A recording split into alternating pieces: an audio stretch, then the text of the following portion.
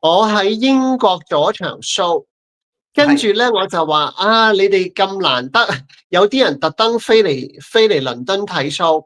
我話嗱 show 之後咧，你哋如果有人想去巴黎玩咧，我陪你哋玩一個下晝 shopping， 然後一齊去食餐飯，即係試過有一次咁樣咯好開心。跟住咧嗰個重點咧就係咧嗰間餐廳嗰個廚師咧靚到揼一聲，跟住咧我啲 fans 咧即刻我哋影一張合照咧，我係俾啲 fans 掉開咗啊！呢啲係叫咩？